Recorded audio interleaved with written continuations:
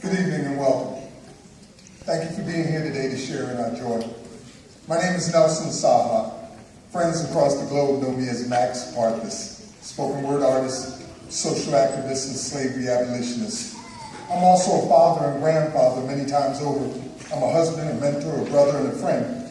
Although I'm obviously of multiracial descent, I consider myself black. So today, I stand here speaking to you as a black man, getting his second chance to further his education 35 years after the fact. My youngest daughter just left home to start a new life with her husband. That means for the first time since I was a young teen boy, I have no children at home. My wife and I are free to do anything, go anywhere, and be anybody. Yeah. Like getting my education and pursuing my personal, if long-lost dream of one day becoming a theoretical physicist. Let me tell you a little bit about me. I was what was called an unwanted child. My parents abandoned me. I was raised by my great aunt from Paterson, New Jersey, Grace Brown. She was born in 1925. She told me of how she was adopted and raised by former slaves who migrated from the South. Mostly of Native American heritage, her own family had already been decimated years before during the Trail of Tears, a people scattered and nearly lost. In her lifetime, she's raised a dozen unwanted or abandoned kids. None of them were hers by birth. She took us in not because she could afford it. Lord knows we were poor. She did it because someone needed to do it, or those kids would have been lost forever. I was lucky to be one of the children she rescued. Some of her kids didn't survive to see this day. Rest in peace, Tracy, Edith, and Debbie. We never talked about college in my home. It was assumed that we couldn't afford it. And although Grace and Uncle Nelson, my mom and dad, were my rescuers, they weren't necessarily model parents. Alcoholism, drug addiction, poverty, and crime was our daily bread. I guess you could say I had hood disease. You know. What? Really, like some of us here, we suffer from generational oppression, from 30 years of prison for profit booms and a war on drugs that felt like a war on us, where 240,000 men and women in prison became 2.5 million today. Many of you have seen the movie Lean on Me with Principal Joe Clark from the now infamous Eastside High School. Let me hear some noise that you know about Eastside. Yeah. I didn't go to that school. But I did go to its counterpart, Kennedy High. My son and my daughter attended Eastside. This was our environment after the drug wars began and manufacturing jobs got shipped to Mexico and China to exploit cheap labor like prison labor camps do now. When our schools got defunded and dismissed as wastelands, when apathy ruled. After so many of our parents' lives had been destroyed and their dreams dashed forever. I remember the day I quit school. I sat on a bench outside the school. I'd been cutting all but homeroom for months, and no one cared. No one bothered to check on me or call my parents. The teachers had no interest in me or my dreams, ignored and forgotten. I was a 15-year-old boy with a child on the way, and dreams no one but me cared about. So I measured my options and I quit. I got a job working full-time and moved out before 16 years old with my wife-to-be and our new son. I was married at 18. I've been a father and a husband full-time from then till now. My own dream was deferred indefinitely. Most of my life has been dedicated to helping others achieve their dreams. We founded one of the largest and oldest spoken word organizations in America, Prismatic Dreams. We provide educational opportunities, artistic outlets, and media venues for artists worldwide.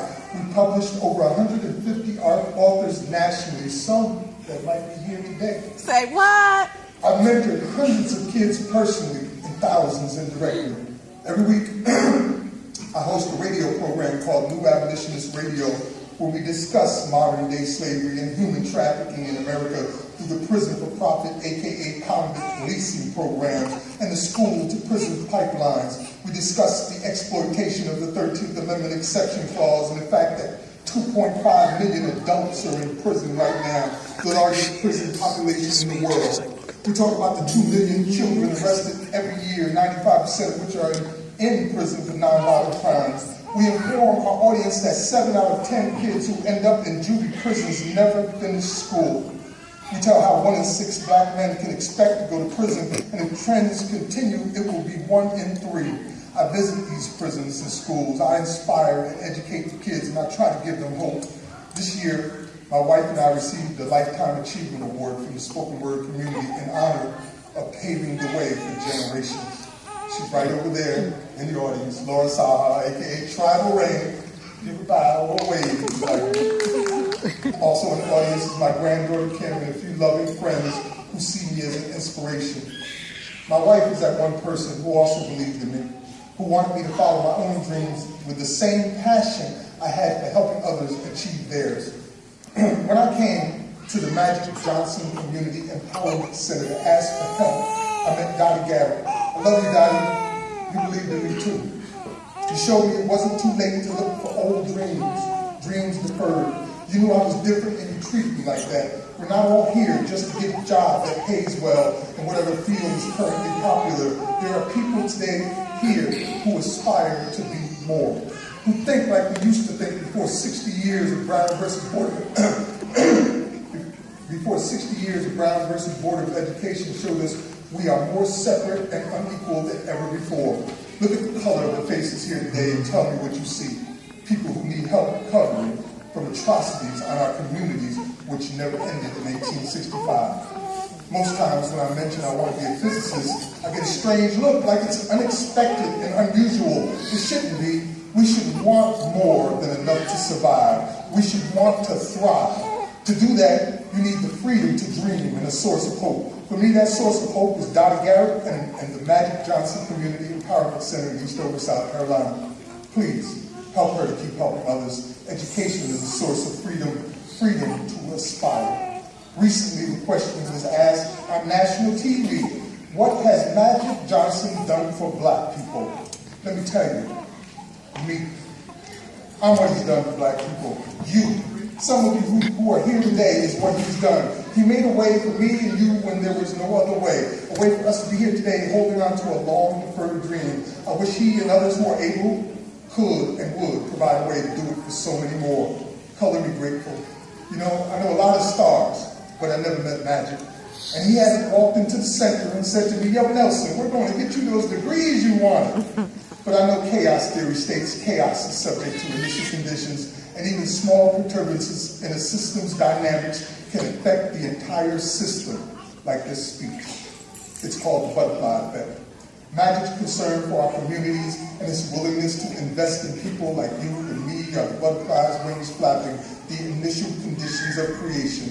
We are the class of 2014. I believe we can bring a brighter day to everyone around us simply by dreaming bigger. Thank you to the educators, the organizers, the students, my family and friends. Thank you to Ms. Scott, Dottie Garrett. Thank you, Columbia. Here is my testimony.